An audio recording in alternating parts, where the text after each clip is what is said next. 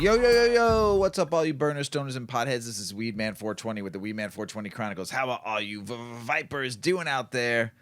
Mrs. Weedman. Mr. Weedman. How the hell are you? Fantastic. I know why you're fantastic. Why? Because your math skills were working today Oh and my you're God, finally they were done. not. No, they weren't. You know what we need to do right now? Before we even start talking about anything, you need to light that joint up.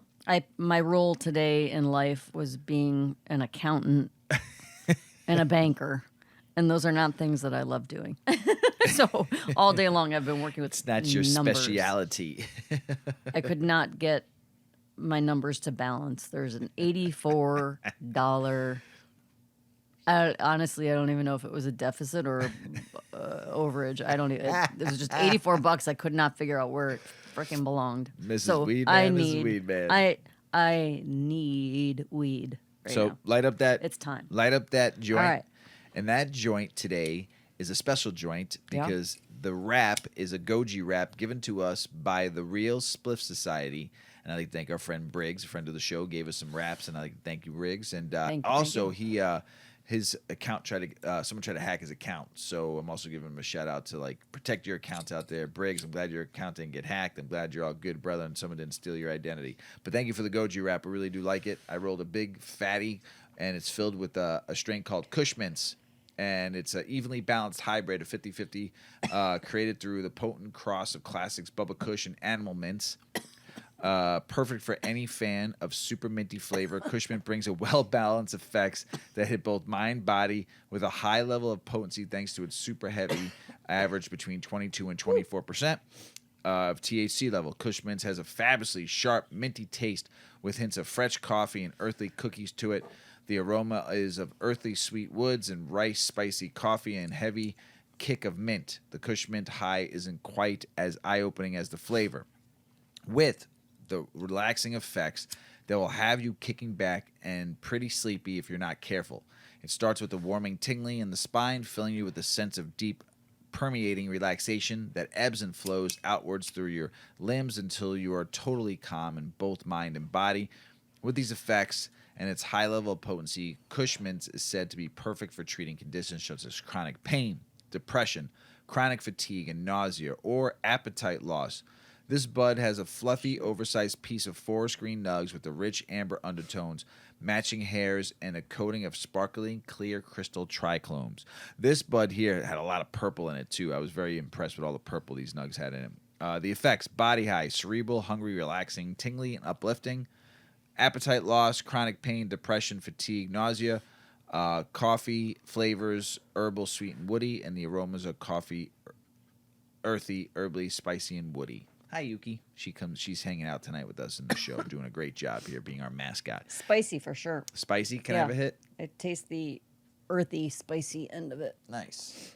So, while I'm taking a hit of this, Mrs. Weedman's going to tell you about our Thanksgiving week. Yeah, we had a kind of a nonstop long weekend. I had a cousin in from Germany, and so I haven't seen her. Germany. It's been a minute. So, despite that, there's just regular... That was an interesting conversation we had with her about cannabis at the table. Yeah. And I had mentioned to her, I said, hey, super stoked. Mm-hmm. Germany making it legal. And she just looked at me like, all you do is smell it everywhere. And I was like, what? That's a great thing. Smell it everywhere. And she gave me a look, and I'm like, well, she goes, I used to smoke, and I don't like smoking anymore because I used to smoke a lot of cigarettes, and it leads me back to smoking cigarettes. She was afraid that smoking weed. She didn't seem to be bothered by smoking weed, but she was concerned that smoking weed would make her want to smoke cigarettes again. Right. And so she just won't touch it. And we're like, oh, then just try edibles. And then the subject changed. We never really wrapped that up. Never went back. But I did give Germany a shout out. I did give Germany a good shout out. And so happy that they are totally going legal. And but there was some other interesting conversation at the dinner table. There were all sorts of interesting conversations. There was one that got kind of a little feisty. Yes. A couple of my sisters having words. Nothing angry, but just very strong opinions about maybe a controversial subject. Yes, very controversial. Yeah, we had to put the fire out there. We had to it was separate the two for a minute. I took one out to the your garage. corners. I did a ding ding ding ding ding ding ding ding ding ding ding. And I took one out to the garage and got her baked and made everything all better. Yeah. And then it was kind of like the whole cousins Thanksgiving weed walk because all of a sudden everybody's gone. Everybody's gone. Like, where did everybody go? Everybody left. We left you. And so there were like 4 people at the table still. And everybody was in the garage smoking weed. Yep. Because then within about 10 minutes after the door opened and closed a few times, it smelled like a hot box in the house. The whole house smelled like weed. We didn't open Nobody said anything, though. No. I'm surprised. The looks probably were funny, but I mean, we I smoked don't a think couple. We anybody smoked cares. a bunch of honkers out there, boy. That garage was one big cloud, and we didn't open the garage door at first to let the smoke out. Yeah, we there were hotboxed some the hell out of it. heavy eyelids at the table after that. Oh shit! Yeah, it was good. It was a good Thanksgiving. We also got to play whirly ball on Friday, and Mr. Weedman won the game. Yeah. Scored a 3-pointer with 3.5 seconds left. I beat them all. Yeah. I beat them all. One of the nephews brought his buddy from high school, and it took a minute for that kid to really, not to catch on so much, but there's, if you've never played whirly ball, you're on basically like a magnetic field. You're in essentially bumper cars, but they don't have the pole that goes to the ceiling. It's the floor that moves them. So you're in bumper cars. You have one control. It's not a steering wheel, and you spin it left or right to go left or right, and 360 degrees to turn around. So it takes a minute to get the maneuvering down. And then in your other hand, you have a, like those Nerf, like the sling, the plastic net handle, it's like a kind of lacrosse kind of looking. Yeah, like a scoop. Basket. Like a basket, Yeah, they like call a it scoop, basket right? scoop. And then you have like an oversized wiffle ball. And then at either end of the court are at basketball height, they are like a hole and a backboard, the size of kind of a basketball hoop, but there's not a hoop, it's a hole. And so your objective is to get your team's ball, when you have possession of the ball, hit the backboard for 2 points, hit the hole for 3 points. No? 1 point backboard, 2 points hole, half court or beyond, it's 3 points. Oh, 3 points. Okay. Well, see, I didn't even know what I was doing. But so anyway, you're trying to pass the ball. People are crashing into you. It's really, really fun. It can be pretty fast depending on how well everyone's maneuvering. So this kid, now he's getting a little cocky. He's making some shots. Now he's getting really cocky. And Mr. Weedman knows how to play. Yeah, Mr. Weedman used to play with his company. That was like their frequent flyer, like corporate meeting place. Yeah. So they went there all the time. So he got really good. So this kid wasn't really catching on that he had to watch out for Mr. Weedman as a player. Like he wasn't catching on that he had competition because I think he was just so excited that he had figured it out. And so like 2 seconds left on the clock. And he scores the winning game at 10 seconds left. Yeah. And then all of a sudden there's 3.5 seconds left. That's left on the clock. And it's red ball. We're the red team. And he hands me the ball. He hands him the ball of all the players he's surrounded by. Because you can't. He caught the ball on a rebound, and he passes it off to Mr. Weedman. Everyone's like, "No way!" And he just turns half around court, and from half court. Yeah. Scored it right in the hole and got 3 points and won the game. And won the game. 10-7. The kid did not know what even happened. Nobody knew it happened. Like, how did that even happen? And Mr. Weedman went nuts. Yes. Yeah. Ran all around the court. There was a victory dance, that's for sure. It was a good one. That was fun. It was a good time. Yeah. Holy shit. Oh, we were watching The Handmaid's Tale. We watched 2 episodes, man. Some good stuff. Gosh. If you haven't watched this new season yet, go ahead and watch it. It was some like mind fuck games going on. It's frustrating. Yeah, it's really good. So I'm pretty high. I'm pretty high. Are you feeling better now? Yeah. Your math is out of your equation? I forgot all about math. Good. Let's start the show then, Mrs. Weedman. You ready? I'm ready. Everybody out there better smoke some big fat doinks while you're listening. So what's math?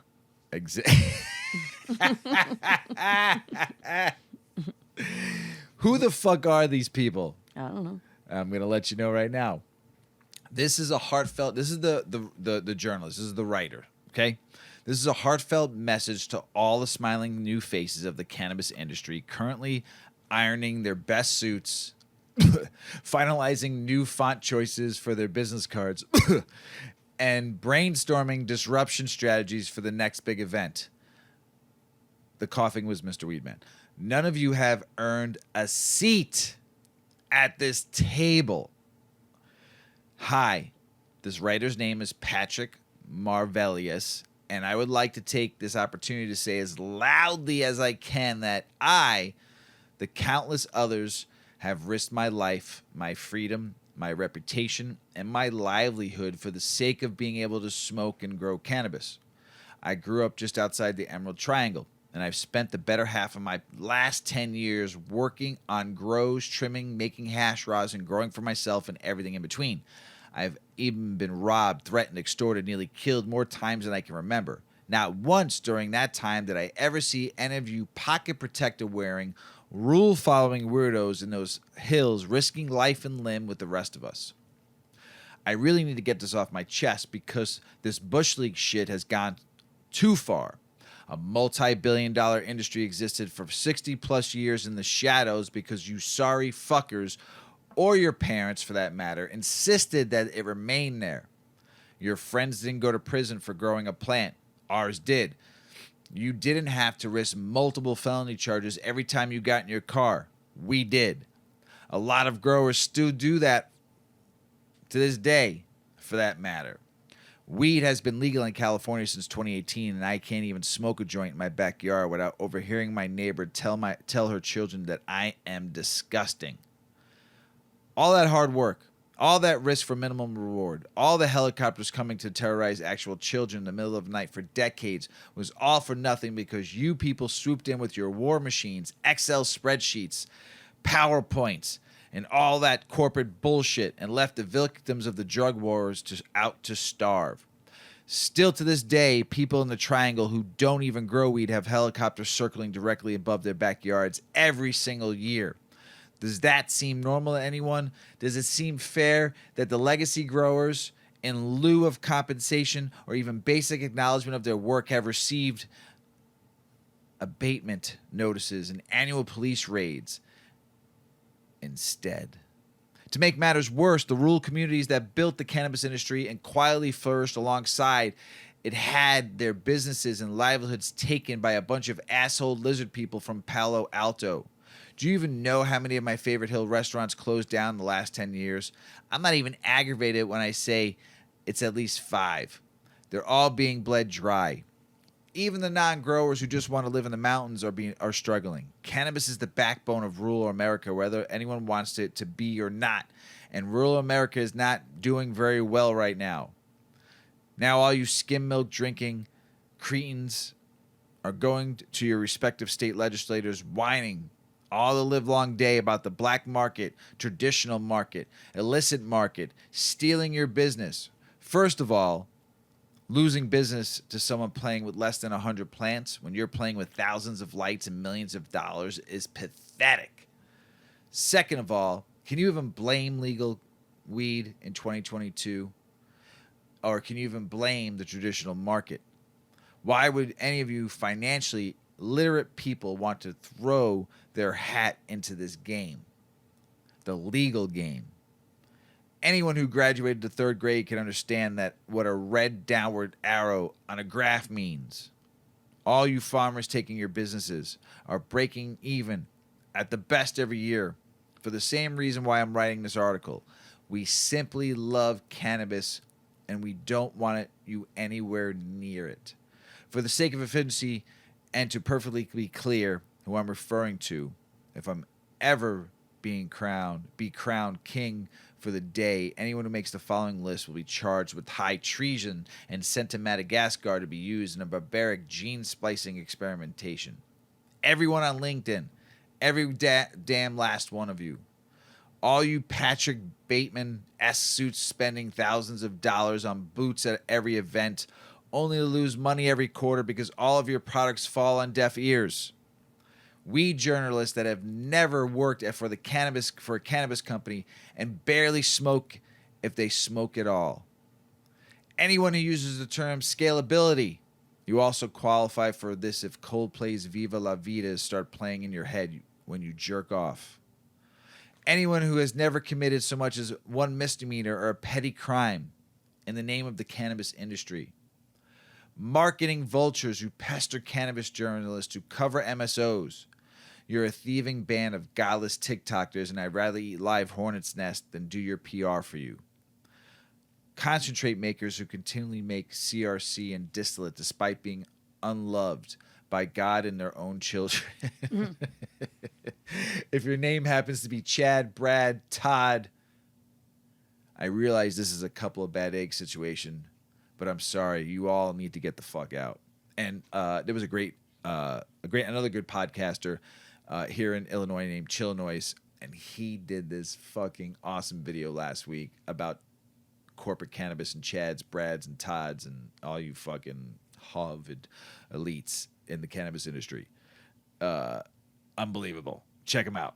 Every single one of you assholes who made felons out of multiple generations of people only to show up once the wrist was gone and say, nice house, we'll be moving in now.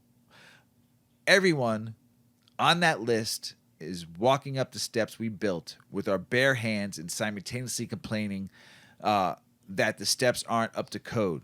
Now we have metric shit, tons of garbage cannabis that doesn't sell, events you can't even fucking smoke at, and that head ass CEO who won't let it go that almost nobody wants to drink their weed. I don't even remember his fucking name. I don't remember any of your names for that matter. I don't remember you knockoff strains or your god-awful mold-infused pre-rolls. I don't remember your renamed gelatos, and I especially don't remember the strains with a Z in the name that doesn't taste anything like real Z. I don't want your business. I don't want you reading my stories, and I frankly just don't want any of you here at all. Man, holy smokes. That said, I'm fully aware of this, how these things are and how they're going to stay. But to the specific group I'm talking about, let me assure you that your days making a viable income playing this poor man's game of copycat are numbered. Everyone that we considered big money in weed right now sucked in whatever industry that they started in, so they figured they'd bring it to the same dazzling average business tactics to an industry full of pot-smoking illiterates and clean up nicely. Don't seem to be going too well for most of you, does it? It'll be going even worse for you when federal legalization happens and the real money comes in. Now, to be fair, it's going well for almost no one right now, but the OGs who have been out here risking everything every season just to grow the best weed they can will all survive for years to come because they've seen much worse than this, and they have a customer base that is loyal to the fault. So, the point is, every single company that I named or talking about in this article, I'm not naming them. You can read the article. They have a reputation that precedes them, which lets them know they deserve to be playing at the level they are.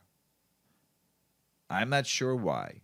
Maybe they don't smoke enough. Maybe they're too busy asking the CEO of Tilray to autograph the copy of Rich Dad Poor Dad.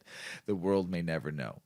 There are growers known all over the world who refuse to run more than 10 lights per room because they are all concerned with their quality. They're growing the loudest weed this side of the Mississippi, but the only people that know about them are the people who understand what quality is. The real smokers will always pay twice as much to their buddy with one light tent if the weed is better, and it almost always is. The price of real top shelf pounds from trusted brands is extremely high, and those $1,200 organic ounces you hear about in LA are 100% real, even if they are overhyped. You can't fake the love. So, let's get to the end here.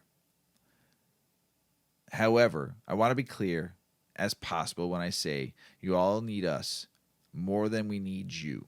We did fine for years without you, and we will continue to outperform and undercut you at every turn until you give us the rule book we can live with. That's all I'm asking for. Release the weed prisoners. Give the legacy market a substantial leg up in the legal market. Require these big MSOs to hire felons. Vote for direct-to-consumer sales. and stop taxing growers back to the Stone Age so they can afford to feed their families. That was a pretty fucking really good article. And there's a little bit more to it. We'll post it. Probably about 4 or 5 more paragraphs. But that dude went the fuck off. I mean, he went fucking off. And I don't blame him. I don't blame him. Because everything that I see and everything I read and everything I talk about and everything I see people posting about, it's just, I mean, it's everything he said in that article. People I follow, that's what they're talking about right now in different ways. So I do love the Brad, Chad, and Todd. Because it's true. They don't even like weed. They like another drug instead. It happens to go up your nose. Okay. It's true. It's true. That fucking article knocked it on its head. Anyway, there's going to be an eyeball scanning coming soon, isn't there, Mrs. Weedman? There may be. To see if you're driving stoned. Yeah. Tell us about it. Well, cops may soon be able to scan your eyeballs to see if you're driving stoned. A Montana-based company called Gaze has developed a device that can scan the user's eye and utilize crazy futuristic robot intelligence to detect THC impairment. According to the company's founder, Ken Fitchler, American law enforcement agencies have already agreed to use the technology, though he could not specify which ones. I'll preface all of this by saying I am pro-cannabis. I'm pro-cannabis legalization.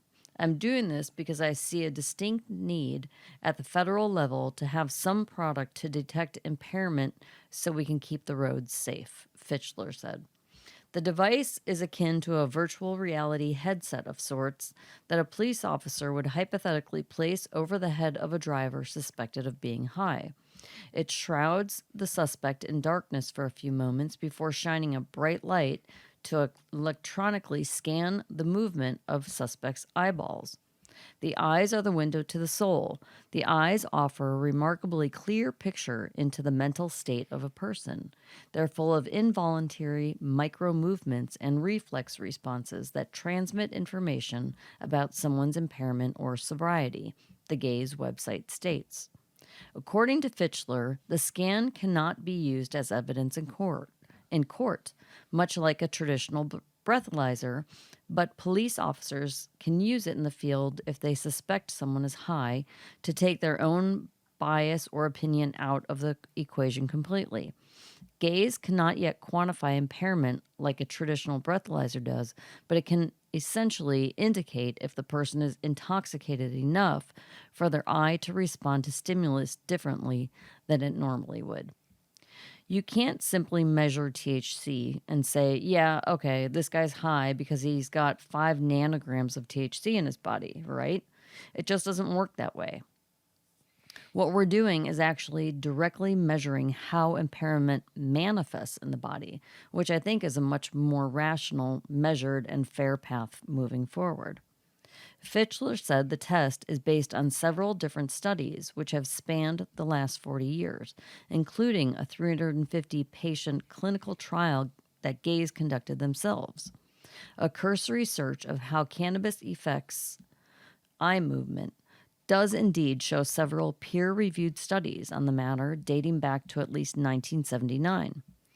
As with most scientific studies, there's a lot of room for misinterpretation or error, but try as I might, I could not find much to dispute the science behind this technology.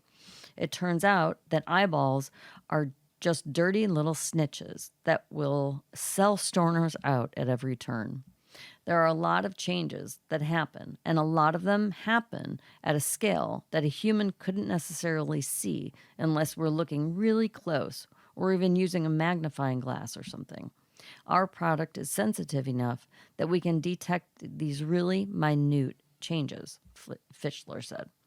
He did make a point of saying Gaze will not be selling this technology arbitrarily, but if you work a dangerous job or like to get high in the morning on your commute, you may find yourself staring into the bright light of a Gaze headset soon. He was not able to provide high times with an estimated date that law enforcement agencies might begin to roll out the use of this headband, but for what it's worth, he seemed to speak with the voice of a man who had signed one or more non-disclosure agreements, rather than a man waiting for orders to start coming in. It's being evaluated by some really high-profile departments, Fischler said. They haven't all adopted it yet, but some have. My hope is that within a couple of years, maybe this will be sort of a standard practice. That's very interesting. Very. So they're not looking to detect how much THC, like there's this, like with alcohol, the number is across the board. Right. If you score 0.08. right, and you're drunk. Right. But with THC, they recognize that it doesn't really, the amount of THC doesn't necessarily equal the level of intoxication or being high, right? So it's testing more like your reactions and your responses and your emotions, like through your eyes. That's creepy. To see if they're like delayed or maybe overactive or underactive. Well, I mean, can't get away with it if you got bloodshot eyes. I could say you have allergies. That's true. Yeah. We'll see. We'll It'll see. be interesting. That first article I talked about, this next article, I'm not going to read it. We're going to post it because it's public knowledge. Cannabis companies convey financial reports. If you are a financially traded company, companies post their financials quarterly, and you as a person can go on and look at a company's financial because they're publicly traded. So whether or not you have money invested in them or not, you could still publicly go and look at what income is coming in. So there's like a U.S. dollar reporting with all the cannabis companies here, the Canadian, the junior, and there's a lot of minuses, a lot of negative going on in a lot of these cannabis companies. So, but we'll post it so you can take a look at it. It's cannabis companies convey financial reports. So if you want to see what some of these players are doing, some of these corpo cannabis companies are doing, you can take a look at it. So, but now here's the real good stuff. Can you be fired in the state of Illinois for being high at work? The Illinois Right to Privacy in the Workplace Act. Now, we watched that show about the guy that goes to all the different prisons around the world. Yes. And he calls it privacy. Is it privacy or privacy? It depends on where you're from. I know. I like privacy, though. It's Yeah. very, like, cool saying, I guess. Well, then say it. Privacy. I mean, everyone will be like, what are you talking about? Exactly. So basically, the Illinois Right to Privacy or Privacy in the Workplace Act makes it unlawful for an employer to refuse to hire or discharge any individual or to disadvantage his compensation or terms of employment because the individual uses lawful products off-premise of the employer during non-working and non-call hours. Can you drive while high in Illinois? This means workers can't be punished if they use marijuana on their own time, as long as they don't use it at work or show up to work under the influence. Employers are still legally allowed to have zero tolerance policies for workplace cannabis use. Okay?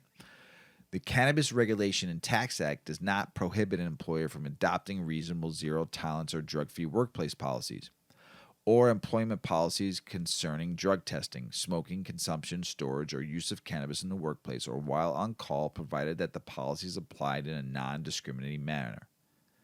Employers can and still have policies related to drug testing, smoking, or consuming cannabis while at the workplace or performing job duties, and can prohibit an employer from using or being under the influence of cannabis while at work. And yes, you can be fired. But you cannot be fired if you're using cannabis at home. However, can I smoke weed in my yard in Illinois? It depends. However, employers must have reasonable determination that an employee is actually under the influence at work, which could include documenting coordination problems, demeanor, unusual behavior, or carelessness on the job. State law says that cannabis cannot be smoked in public places, such as hospitals, governments, places, streets, and parks, and federal parks too, don't forget, according to Healthcare Weekly. Residents are able to smoke at private residencies, though, which include their home or friends' homes, or multiple friends' homes, or hop, skip, and a jump to a friend's house to smoke a bowl with. You can go to multiple friends' houses in one day and smoke. Your home or their home. Families' homes. However, it cannot be done in front of a minor, if present. That's tough. So, but it's crazy because you can drink in front of a minor. Right? Mm-hmm. You go to restaurants all the time and you have a fucking beer in front of your kid. Right? You have a party in your backyard with friends and family in the privacy of your own home, the privacy, and you can have beers in front and liquor and whatever. But you can't smoke a joint. You can smoke cigarettes in front of your kids in the privacy of your own home. But you can't smoke a joint. Illinois residents over 20 years of age can possess 30 grams of cannabis flower, 500 milligrams of THC-infused cannabis products, or 5 grams of cannabis concentrate. Just in case if you were wondering. I thought it was interesting, especially now I could just go to my neighbor's house and smoke weed and no one could say shit about it. Kind of cool. Just blow big clouds everywhere you want in your neighborhood, as long as you're smoking on your property. MJBizCon just happened a couple weeks ago, and Mrs. Weedman and I talked about going just to go check it out. We didn't make it. But here is a woman's perspective, because you talked about going by yourself. So... But what is a woman's perspective, this writer who was there? I was interested because I thought this was great. Yeah, I had total FOMO when I started seeing everyone posting that they were there. I was like, oh, I knew I should have gotten tickets and gone. Right?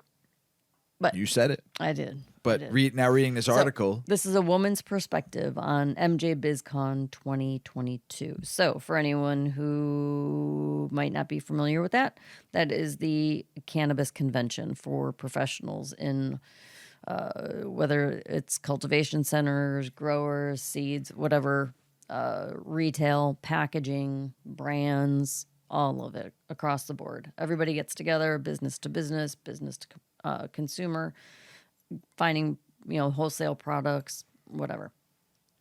And then there's a lot of breakout sessions, guest speakers, things like that. So hotel parties, lots of promotion, after parties, private parties.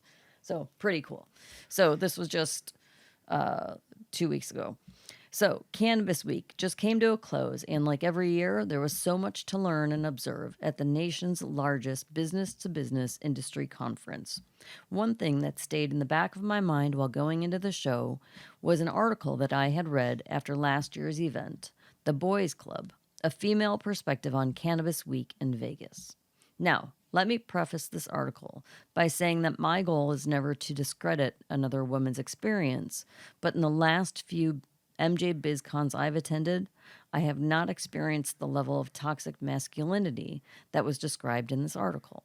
This year, I made it a point to keep an eye out for some of the issues that Gordon discussed, so was, oh my Lord. You stoned? So, what was my female perspective on MJBizCon? Let's discuss it. About the conference. Let's quickly cover the basics of how the convention went from a more general standpoint. First of all, it was noticeably smaller and less busy than last year's event. As a member of the press with more of a bird's eye perspective here, my initial take was that business might be slowing down for many companies. Considering the oversupply issues on the West Coast and the overall struggles facing the industry, that's an easy conclusion to reach. However, when talking to people individually, I was pleased to find that nearly everyone reported better networking opportunities and larger deals being closed than in prior years. As far as who was there, the convention floor was split in 4 pavilions. The busiest areas seemed to be in the pre-roll, paper, blunt wrap sector, as well as packaging. Add to that, the High Times after party with Method Man and Redman was so much fun. Aside from the implication food would be provided, and sadly, it was not, the party was everything we anticipated it would be and more. A fun, laid-back atmosphere with smoking, drinking, music, and socializing with great people. A boys' club? Well, now on to more pressing issues. What does it feel like to be a woman attending the MJBizCon in Las Vegas? Honestly, in my opinion, it feels like being a woman at most other cannabis industry conventions in the United States. There's a certain vibe in Vegas that has some people acting a bit more extreme than they would in their hometowns or other cities, but that's to be expected. And let's be honest, it's one of the reasons many of us enjoy Vegas conventions so much. I also have to add that I have the benefit of having lived in Sin City for a few years during my early 20s, so I'm relatively accustomed to the madness. Regarding the article from last year, this was a quote that really stuck out to me. A frat boy party culture has begun to permeate the legal industry, distracting the narrative from the true potential of plant medicine. A culture where blatant sexism and harassment are commonplace, and testosterone-fueled pissing matches have become more prevalent. A culture, while perhaps a product of our society, is on track to potentially destroy the integrity and passion that generations of legacy operators have built in the shadows. And while sexism in the industry is nothing new, it's become more visible than ever before, thanks in part to legalization. Now, I can't say there is no truth to what was claimed here. Some industries have a crazier air about them, and cannabis is just one of those industries. And we all know that some people can be downright creepy and inappropriate. But overall, I found most of the men I spoke to were respectful, focused, and there to talk business like the rest of us.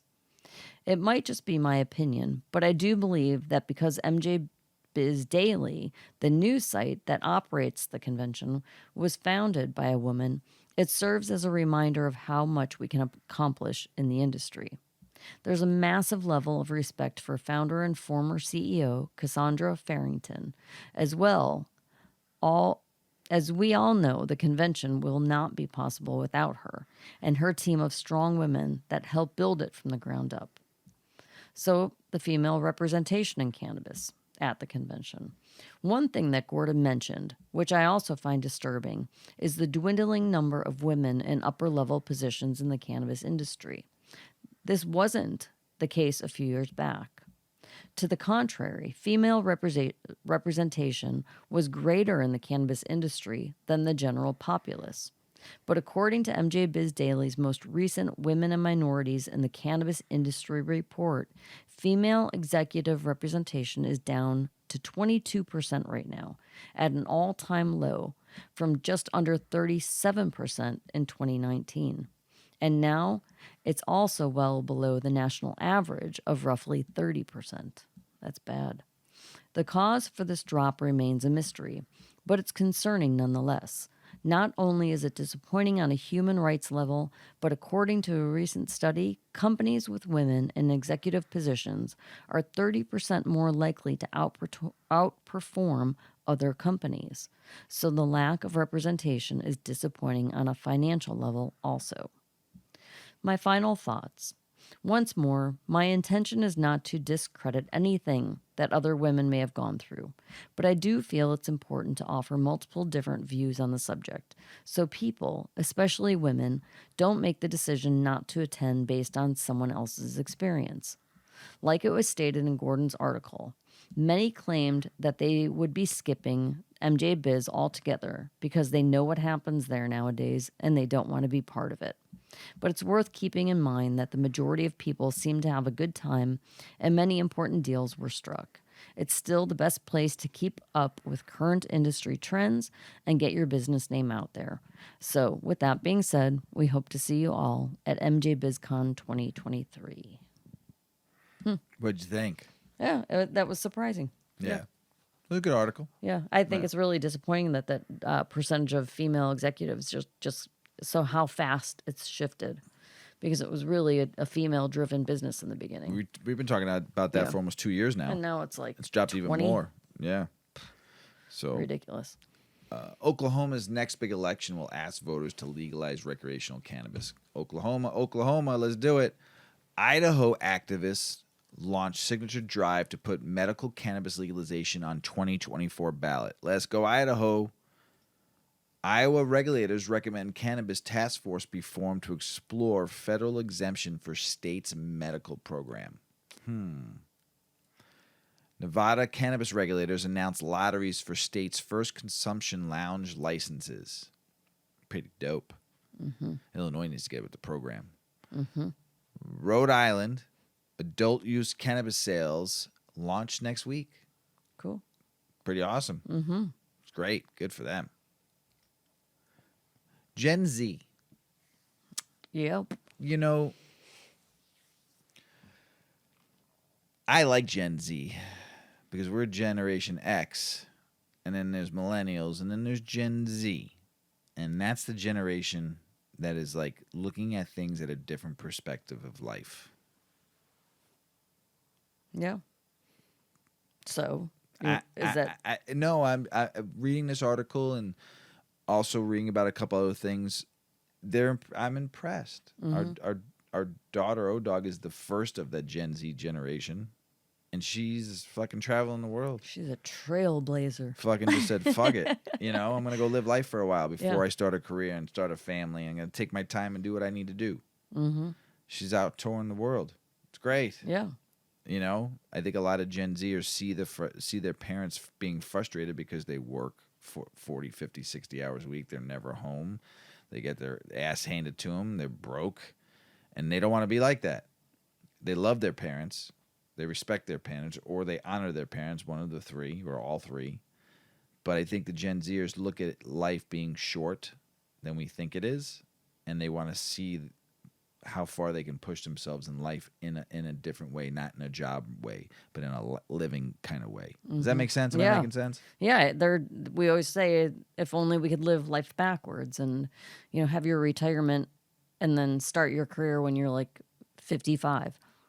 But there's no affordability to do that. Right. But I mean, why can't we live the best years of our life when we're the youngest? Like, why just wise enough and just old enough to be independent enough, right, to go and adventure and just travel and see and learn and get to know yourself and get to know where in the world you belong as a human and what you really are here to do. Yeah. Instead of just rolling yourself into school because, you read a book when you were 8 and it sounded like it was a good idea to be a doctor. You know what I mean? It's just backwards. So, yeah, more power to them. There's a whole bunch of them in that generation that are just living, and they'll figure out adulting when they are adulting. When it comes times to get professional and get to work. And they might not even want to be a professional after it's all said and done. They might find something else. Or, just to get situated in one place and just have a job, right? Maybe we'll never do job just means just over broke for all you out there in the world. So uplifting. Yeah. Well. So be better than a job. Yeah. That's all I got to say. Be better than a job. Gen Zers are trying to be better than a job. There you go. And Gen Z gives up drinking. So cash. And smoking cigarettes. Yeah. I just read that too. That doesn't surprise me. They rather smoke more weed than cigarettes. And you said what? Shrooms. No, they rather smoke more weed than smoke cigarettes. And what else did you just say? Oh, they gave up drinking. Drinking. Yeah. Fucking shrooms. They're not giving up shrooms. What are you talking about? They want more of them. They're trying to bring psychedelics into the world. Yeah. Cash-strapped consumers have stopped spending on alcohol. According to Morning Consult, self-reported alcohol spending fell 15% from February to March as consumers began feeling the bite of inflation. And year-over-year spending across all categories of alcohol, from wine to liquor to beer to malt beverages and hard seltzers, fell 26 to 34%. The declines are especially pronounced among millennials, which is the youngest generation in the study, falling by 36% since last October. DrinkAware concurs in a 2019 study finding that UK consumers 16 to 25 are more likely to be sober than those over 25. And about a quarter of this demographic aren't drinking at all. And a 2018 report by Berenberg Research shows that Gen Z is consuming less alcohol than previous generations. Their interest in beer has declined most precipitously, making Gen Z the first generation to prefer liquor to beer. What's driving Gen Z's rejection of alcohol? For starters, they're a health and fitness obsessed generation, and drinking makes it harder for them to attain their wellness goals. In addition, they're a generation concerned about safety and social propriety, and they're aware that the risk of assault or harassment increases with every drink. They're also avoiding pressuring peers into unsafe and unhealthy activities. So there's less hazing and encouragement of binge drinking. That whole chug, just have one more thing. Secondly, many young adults now favor cannabis over alcohol. According to a Technomic survey reported in Restaurant Business Online, in states where pot is legal, about 2/3 of Gen Z consumers are smoking it, and about half are drinking it. I'm going to choke here. In the form of cannabis-infused beverages. I need some water. All right, I'm back. Okay, about 2/3 of Gen Z consumers are smoking it, and about half are drinking it in the form of cannabis-infused beverages.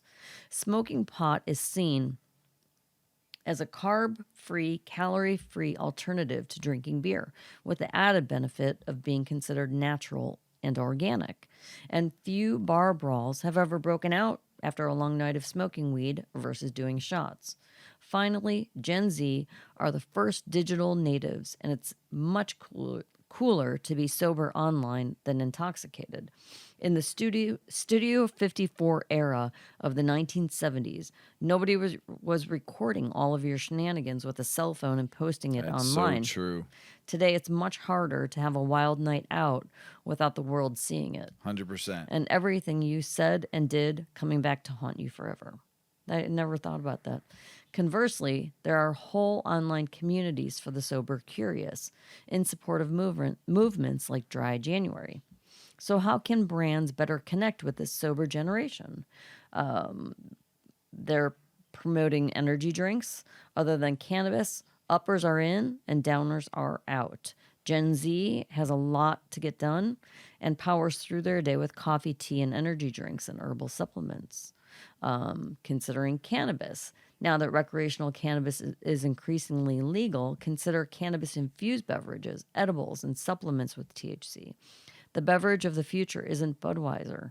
It's a cannabis-infused soda. I wouldn't say it's not Budweiser, because Budweiser They'll probably make one. They'll buy a company or make something. So it's not that it's not the future, but I get what they're saying. They're saying not beer. Right.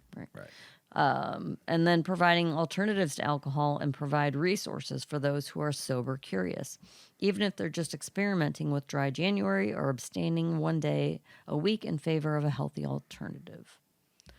So that's interesting. Very, and that's where all the marketing money's going to generate towards the Gen Zers. That's the next wave of, so they're companies planning on marketing towards them and gearing towards them because they see the trends and how fast it changes. Right. You know, I mean, Generation X was, we smoked weed, but it was underground, but we drank a shit ton of beer. We loved our beer. Every Generation Xer I know loves beer. You go to millennials, kind of started changing a little bit. Beer, they went to craft beer and cocktails. Right. Oh yeah, craft beer too. Yeah, and then you have the Zers who just like psychedelics and weed and stuff that puts them in a different mood. They don't like being angry, mean drunks, as you just read. They don't like. They're afraid just to be more self-aware. They're afraid to be. They're afraid to be filmed though. They're self-aware because of social media, and also because they have the internet and the information is in the palm of their hand. They can get something which we had to go to an encyclopedia to look up and read, and took us hours to find something. Or you just didn't ever find out. Or you never found out. You'd ask your dad and be like, "Don't they teach you that in school?" No, they don't. That's why I'm asking you. So now today you have your information overload. It's great if you use it the right way. So, I mean, I like the Generation Zers. I relate to them because they remind me of the Generation Xers. They're just doing a little bit more than I wish we would have done. And they like just grazed cell phone usage, because it really wasn't until like senior year of high school that they would like have a phone on them all the time. Right. and texting and picture taking was hardly even on. I mean, you had to have like a big data package, right? Yeah. So I mean, they got in the I mean, no, they probably could do, but it's changed. Yes, a lot. Yeah, Big and they time. didn't have. They weren't in electronics until they were at least, let's say, like Some. 15. Right. There wasn't an Right. iPad in most of their hands. Right. Maybe the somewhat generation now, yes, but I mean our But Gen O-Dog, Z, they O-Dog, weren't. Yeah. O-Dog didn't have one. She didn't get her phone until she was like in 8th grade. So 7th grade or some shit. But they couldn't so. do anything on them. No. Text. That was it. You had to push to get the letter push the Y. number, You had to right. be like 999. Gosh, I hated that back Remember? then. Yes, it was terrible. God. International news. India-based company to offer sanitary pads made from cannabis plants. I think it's pretty awesome. Himalayan Hemp has set its sights on twin goals of serving women and helping the environment by developing sanitary pads made from cannabis. Calling itself the world's first hemp cooperative focused on creating a holistic community around indigenous cannabis hemp. India-based Himalayan Hemp is set to produce high-quality organic and sanitary napkins also, and N95 masks too. So that's pretty good. Cool. That's dope. That's good. It's going to save so much on the environment. Man, everybody. Here's another thing. In India, police blame rats for disappearance of 500 kilograms of cannabis. I believe there's some kind of rat, but it ain't a rat fucking eating it. Not 500 kilograms. I mean, come on. Finding that's 1,100 pounds. There's no way.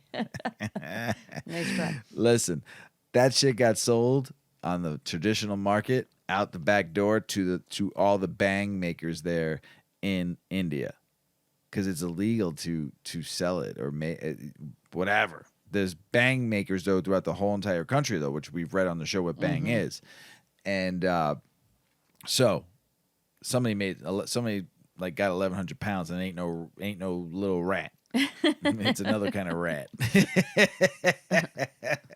So, come on now. Poland, cannabis for everyone. Poland has some of Europe's most restrictive drug laws, but lacks medical cannabis rules. Have healthy people lining up for prescriptions. That's pretty awesome. I want to go smoke weed in Poland. In the summertime, not in the wintertime. So good for you, Poland.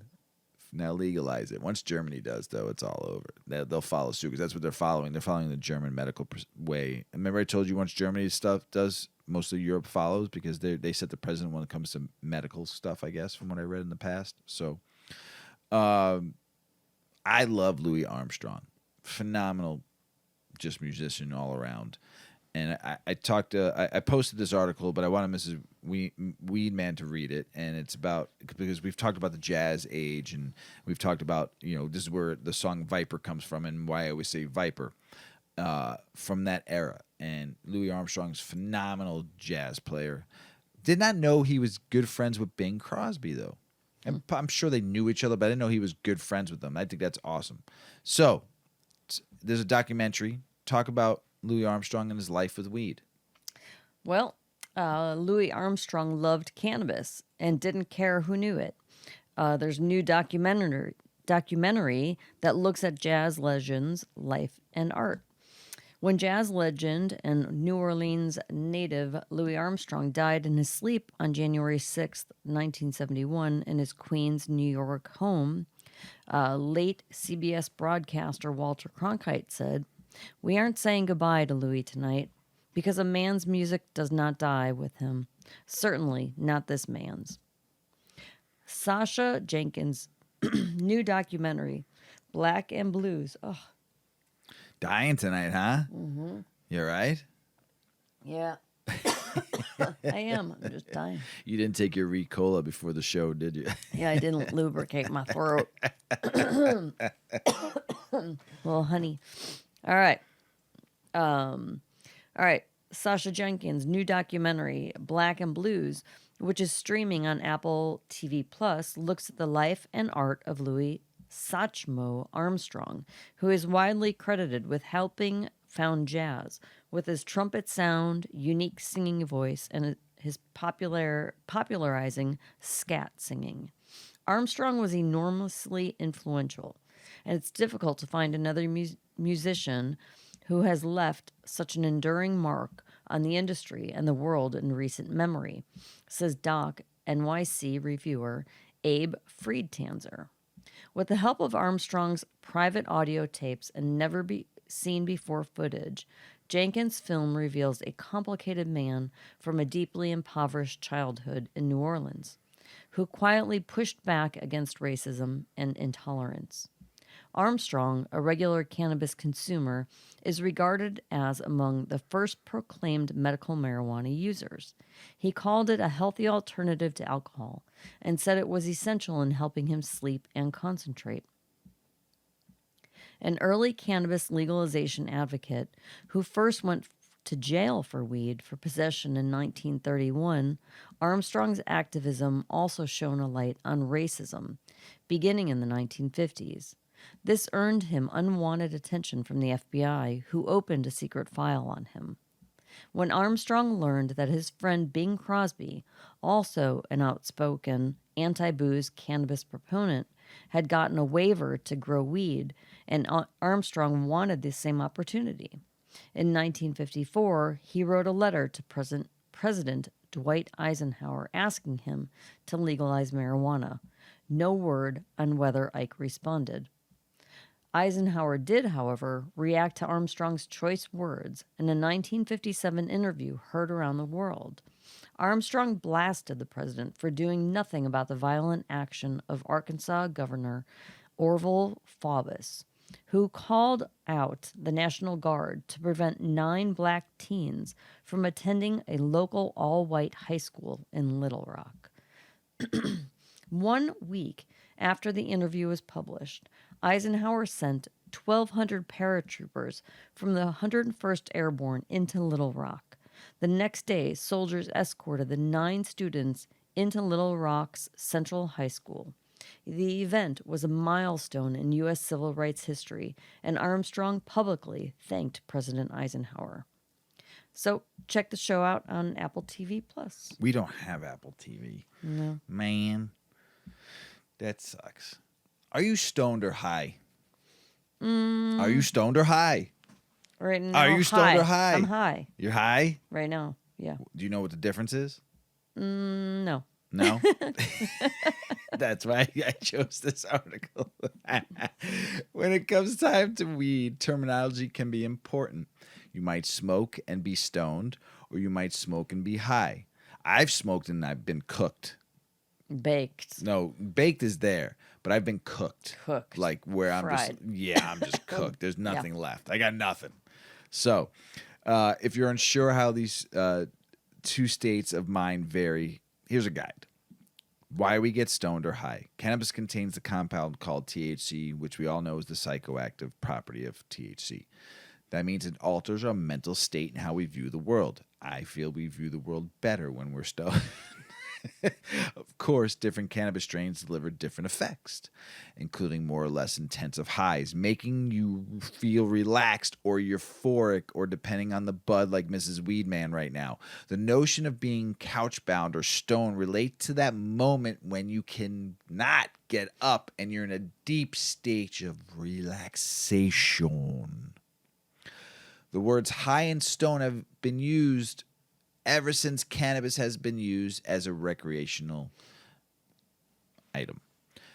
There's also the idea of being buzzed, which is slightly briefer but nonetheless distinct sensation. And that's where the start is. Are you buzzed? Before you get high or become stoned, you may feel a little buzzed. This is when the intoxicating nature of cannabis first hits you and creates a kind of a rush or change in perception.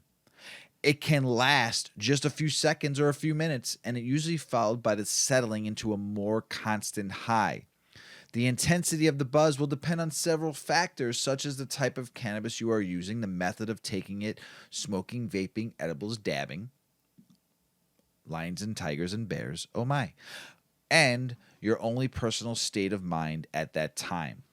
Symptoms of being buzzed when you get the giggles or feel that initial rush of euphoria. It can happen within minutes of taking a toke from a joint, or much longer if you're trying edibles.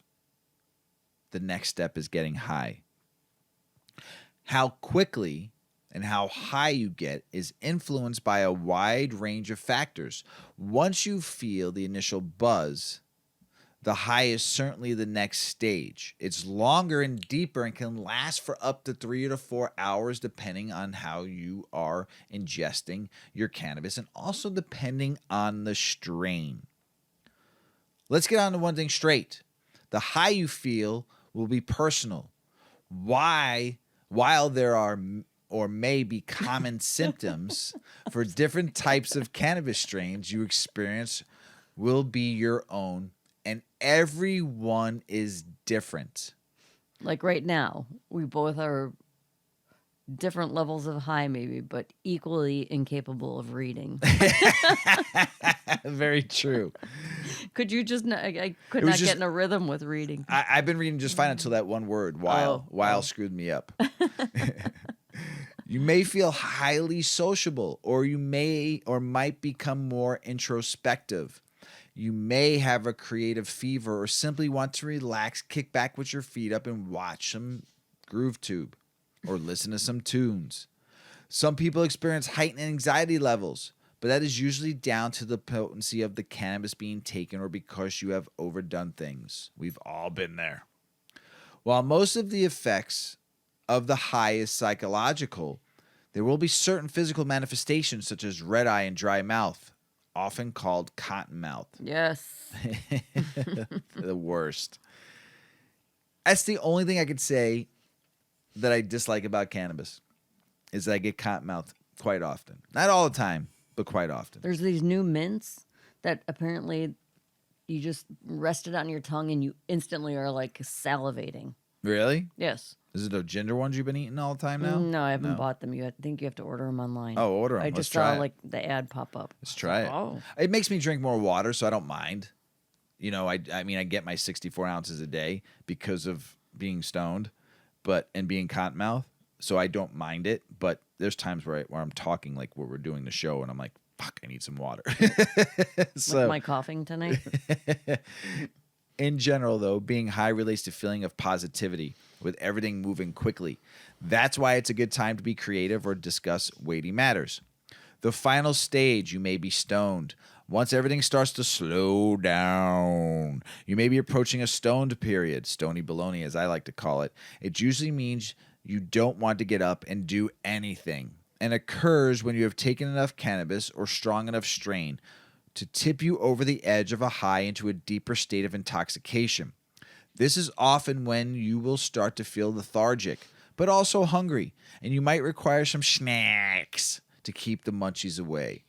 Not everyone who gets high will end up getting stoned. A lot depends on the type of cannabis strain and the amount you take. If you do enter the stoned age or stage, there's a lot you can do to expect to wait for it to pass. So, what affects whether you get stoned or high? The type of strain you use will certainly influence how your body reacts. The method that you prefer to administer can also have an effect.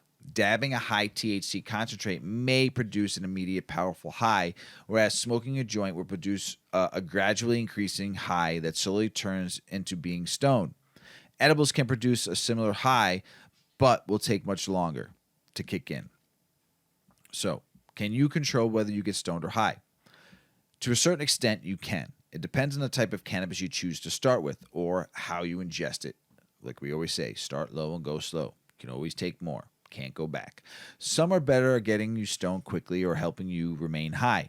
The amount you use is also important, and even a low strain can get you pretty stony baloney if you smoke, vape, or dab it enough. And of course, personal biology is going to play a role. So, I will ask you again, Mrs. Weedman, are you stoned or are you high? I'm stoned. You stoned?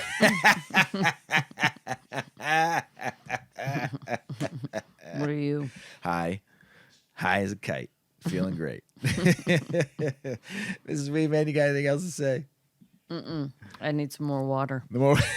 Are you out? I'm like. Wow, you drank a whole glass of water the whole show?